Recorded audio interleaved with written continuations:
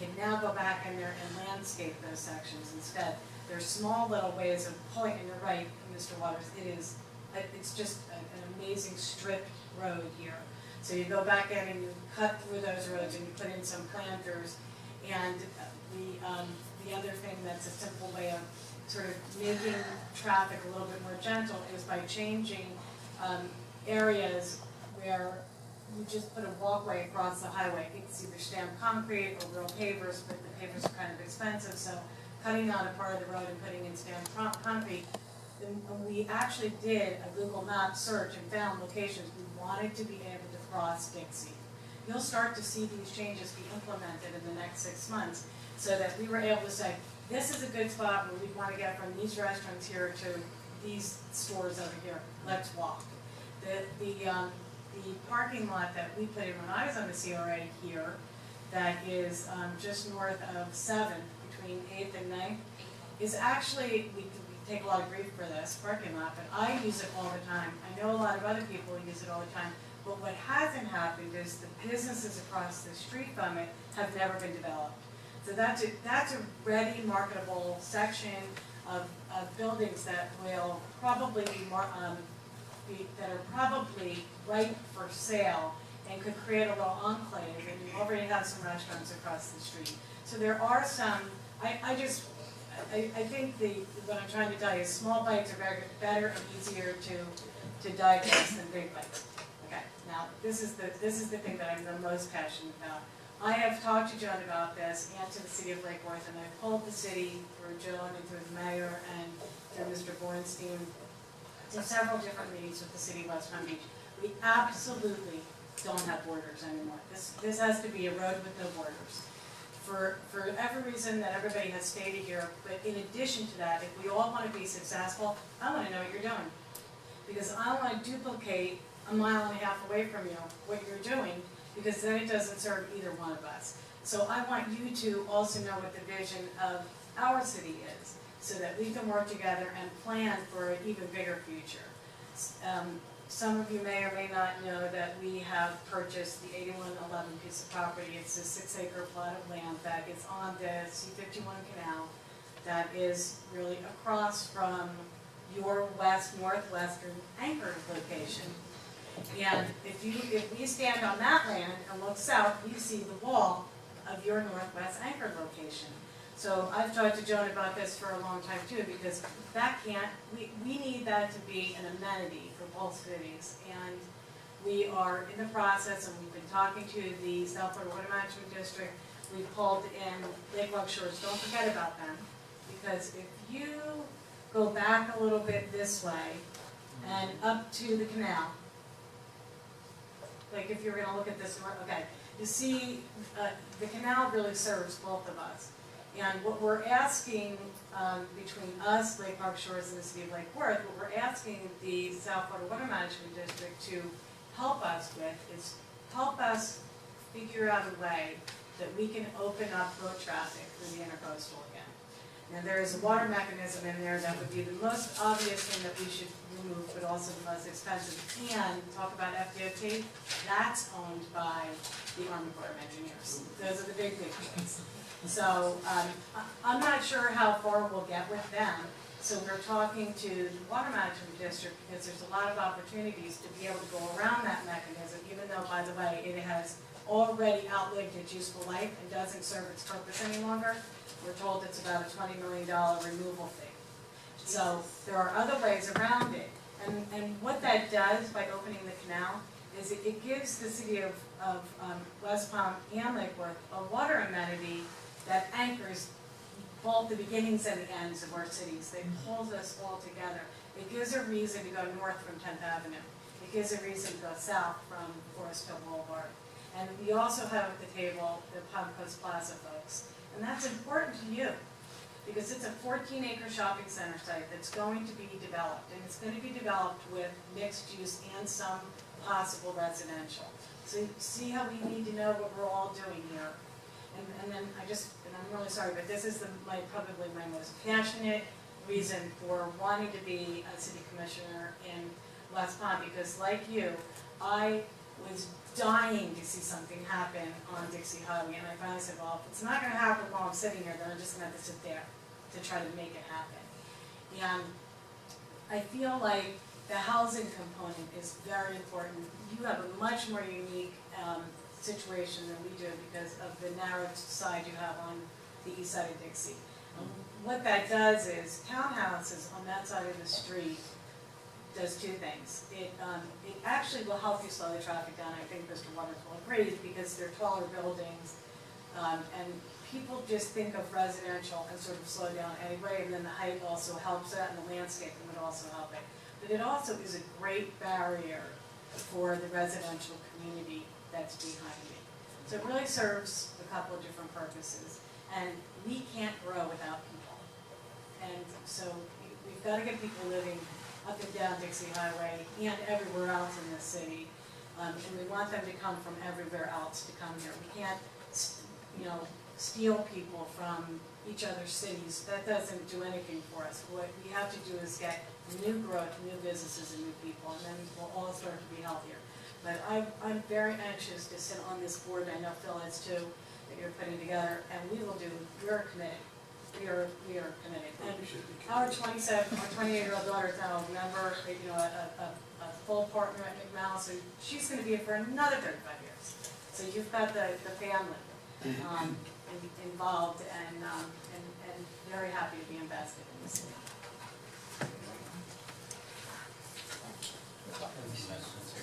Yes, Mr. Amoroso. Andy Amoroso, City Commissioner for the City of Lake Worth, also your liaison. I too am very invested in Dixie Highway. If you remember, it was part of my platform, redeveloping. This was one of the hardest pieces because, again, like Joan said, it's going to take some time. I too have a new business on Dixie Highway, so I'm invested in it. And I look forward to moving forward as we create this Merchants Association. And in talking to businesses on the north end, trying to get them to buy into an association, we've already heard from South Dixie Highway that they want one. And I told both inns and people that I talked to, we will facilitate, we will put it together and help you get started, but we cannot run it for you. But one of the main goals, or the first goals in putting these groups together is to get the merchants to buy in and then talk to them and see what they need. Just like the neighborhood associations, each one is unique in its own way. They all have different needs. Same thing with the downtown merchants. Something that is popular downtown will not be the same on Dixie Highway. So the first thing we need to do is do our inventory of the actual properties on North Dixie, and then talk to the merchants that are there to see exactly what they need, what changes can be made. I like the idea of the pots, Phil, and I'd like to put, Marshall's already gone, but I'd like to put that out to our tree board, because there is some tree board member. I'd like to plant that seed, and I'll come talk to you. We do have some tree board money, and I think that's a perfect idea, is to try to get them active in that area with some pots and plants. Because I often say it's like lipstick on a pig. The first thing you need to do is make it pretty, make them look at it, and then move on from there. So I want to thank William. He's worked his butt off in putting this stuff together, and even when we were looking at height on Dixie Highway, what he showed you that was 3 stories and 4 stories, it started at 2 stories or less. And I know myself and other commissioners and the mayor fought to get some height there, because we knew, especially with the parking element, and William will let you know, in order to get better parking and green space, you need to go up a little bit. The biggest problem I had was on Dixie Highway is there's a lot of big, empty, gray parking lots. I have a problem with that. There needs to be more green space. There needs to be some height in order to get that surface parking change. So as you move forward, I look forward to working with you, and we'll go ahead and kickstart that Merchants Association as soon as possible, and get that information back to you. Thank you. From the public? Yeah. Oh, turn the lights back on. That's it. Okay, so I guess the next logical step is that we as a board discuss what we've heard today and what we like and dislike, and maybe give some direction to our staff to get things moving. Certainly there's vision in the room, that's for sure, but we gotta get down to some nuts and bolts, I think, to reach that vision in the long term.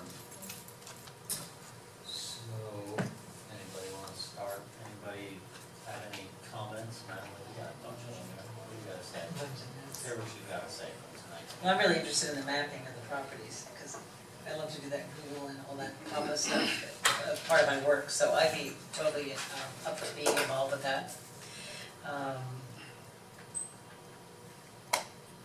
I think there's a lot of possibilities at Dixie Highway. It's just, you know, and I think sectioning it off into sections and highlighting whatever the particular thing is really smart, because it's not biting off too much to chew. It's making it manageable and moving on to the next one. I think the association's a great idea, because we want people to be involved.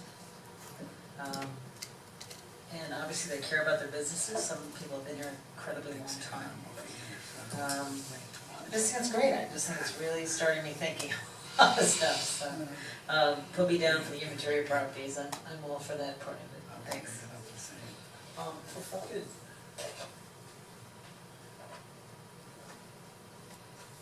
I heard a lot of asphalt. What's that? I heard a lot of words using asphalt. And just a question I have, not a recommendation because I don't know anything, but I hope that as we do any planning anywhere, like we're looking at ways of reducing asphalt rather than increasing it. So that's just something I wanted to get out there, I guess. It's expensive to lay it, it's bad for the environment. There must be more creative ways of dealing with these automobiles cars. Like I said, when we're talking about, you know, residential and business, we also have to talk about open space and parks. We're not gonna be able to put a business or a residence on every single piece of property that we have. Some might make sense for a parking lot, and other places might make sense for a nice park, you know, especially for the western neighborhoods. So I think that's, you know, definitely one thing we have to keep in mind, and also see funding for it. Because parks are usually not as hard as other things. So the way I see it is, you know, the first thing we need to do is bite off one small manageable chunk and get started. You know, so we've got to decide where that starting point might be. I mean, the first thing we need to do is some surveys, right? And Right, some market studies. Some inventory, some mapping would be helpful. Being more familiar with, and also getting the word out to the business community about all these changes in the LDR, I think is crucial. And then from there, you know, while we're starting the market study, I mean, I don't know how many of you be out for this, but seriously, let's get in an automobile of some sort that will fit us all, and really just go block by block by block, because, you know, it's one thing to drive down there at, you know, 40 or 50 miles an hour, and it's another thing to walk that areas, and not just from the front, but also from the back, and I think that we'll learn a lot. Well, you know, the interesting thing about it is the natural separations that are there. You know, the west side is basically it's to the train track, right? So that's kind of a natural barrier in a way, and then I guess the east has a more narrow, so it pumps up to the residential. It's a good idea. I'm gonna interject. Yeah. What Ms. Mancheria brought up was a good one. That block where you already have the parking lot. You also have the block where the storage center and Smarty Plants is. One side of that one block was very good, and then right north of that you had the Regency Party Center, which was actually a used car, a car dealership, which is an amazing redevelopment opportunity across the street. And then if you move south, principally down south on the very bottom part of the city, some of the things that you may not have thought about as ways to regenerate or rejuvenate Dixie Highway is there is a fairly decent strip plaza center here that could just benefit from a landscape conversion or facelift. And there's also enough space, I believe, that you could create where the railroad comes in and kind of hits into Dixie Highway. If you're familiar with how they did the metro system in Miami, right along that US 1 when you go 95 minutes, there's an exercise bike trail under there. There's probably enough space to create a linear exercise trail that could be landscaped that will create not only a beautification effort for Dixie Highway, but also a buffer to the train track. So it may not always be a economic development, business, commercial use, but other uses that could benefit the community that could help revitalize and regenerate Dixie Highway.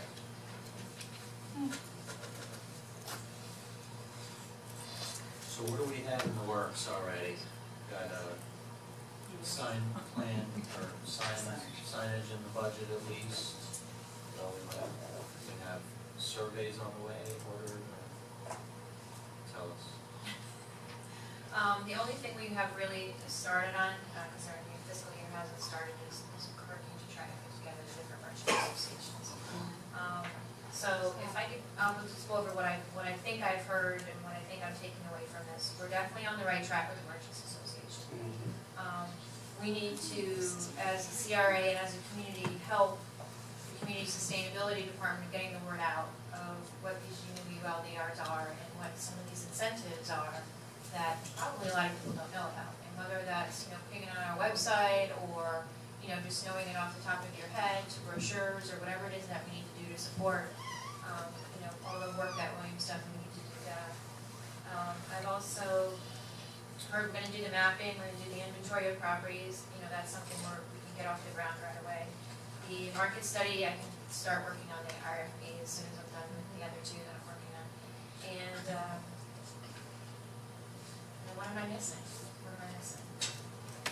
Well, the branding seems to come up over and over, but I think that might be a little outside our specific scope. Well, I don't think so. I think once we know what the market calls for in certain areas, and once we figure out what those nodes may be, and then we know what it is that we want to attract there, or what makes sense to attract there, I think that's where the theme and the branding comes in, but we can't wait too long to do that. So once we get back some of the data, I think as a board, we need to sit down and decide, where do we start? Do we go north to south, south to north, middle, go each direction, plant one thing in each node? And like I said, I think you really need to start where there's activity already gone on. You need to start where there's already, some improvements made.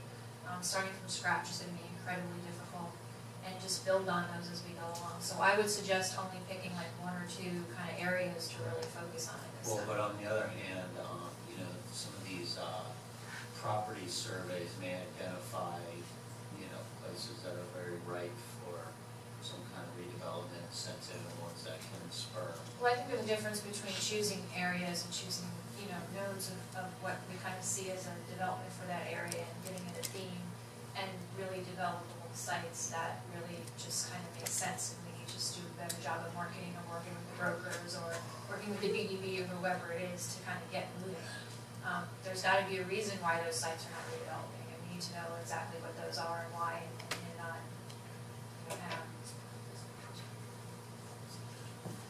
To anyone's knowledge, are there any significant sites along Dixie that are in foreclosure?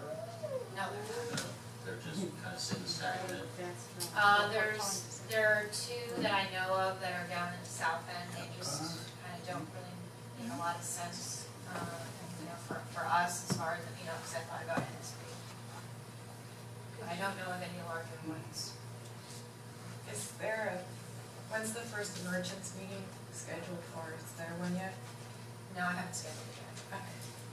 Okay. Is the ULDR info in print yet, or on the website? Is there a web address? Yes, if you go to the City of Lake Worth's webpage and you click business at the top, there'll be a series of icons or links that come up on the left, and you get planning and zoning. And right in the middle of the page are the now official zoning map, the future land use map, and then the various districts that have been covered under the new LDRs, which run from medicinal all the way down to single-family residential, and the map corresponds where those districts are. The whole document is not on the website yet, because there actually are 5, 6 articles. We've already sent it to Community Code, and it should be finished and codified and available to Community Code by the end of September, early October. But it gives you information on the website. If you have additional questions on how to apply to get what's up, allowed in those descriptions, you call our office and we'll email it to you. I don't know why I'm seeing a PR campaign, but a feature PR campaign. When you were speaking about your auto shop that's been there for so long, and there are a bunch up there. It's an amazing district up there of incredible services that my son's 1994 Amigo that he just bought is now using many of them. There's a cool article there for a really creative reporter who could come in and do a really neat article about this whole district of amazing services people may not be aware of. Certainly I know your art glass company gets a great deal of coverage. There's some wonderful restaurants along Dixie that nobody's ever heard of, or they have funny signs out or whatever. I'm just wondering, do we work closely with some of the feature writers to try to get a little, we're talking about nodes again, maybe nodes of industries that we could get some articles cooking once we figure out how we want to move. Some awareness of that part of the street. Yeah, I think it's definitely something we can do, and also try to, come up with a marketing campaign that makes sense for the businesses and isn't, overwhelming for our staff either. But coming up with something and using social media to really get it out, I think is really important.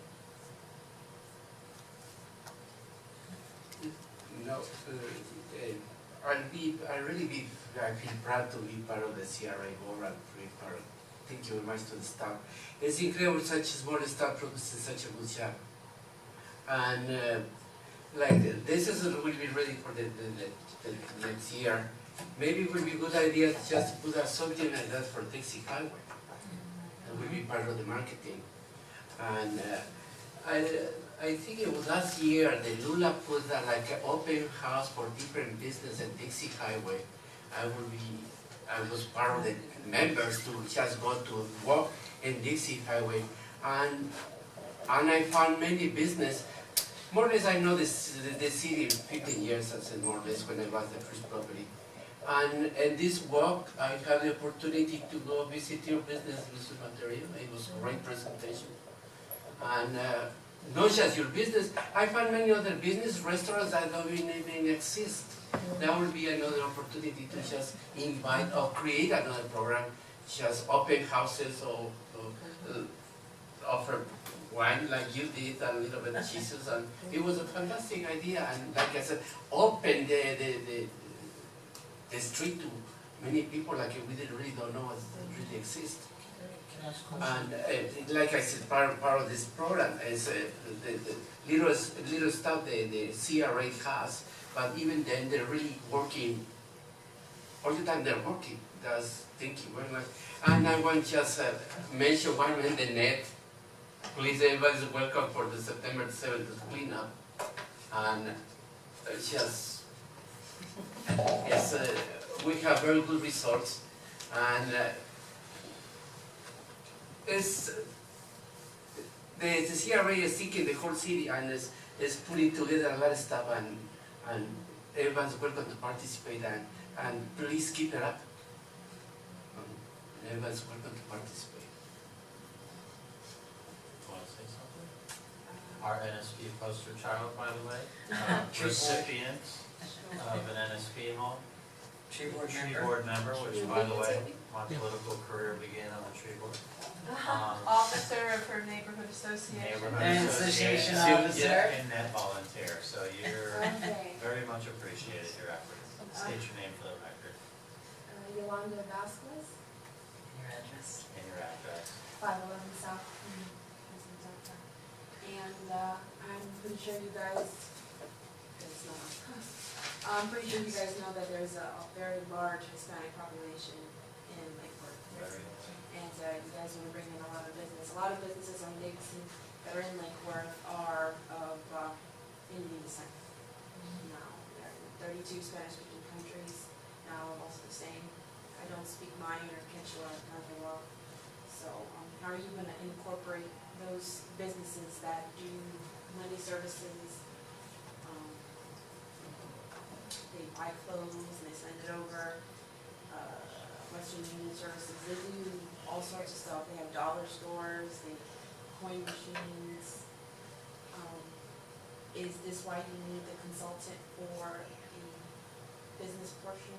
You mentioned a consultant that you might be in the future. What we're trying to do is, because your point's very well taken, is just first identify what's there, what's doing well, what isn't.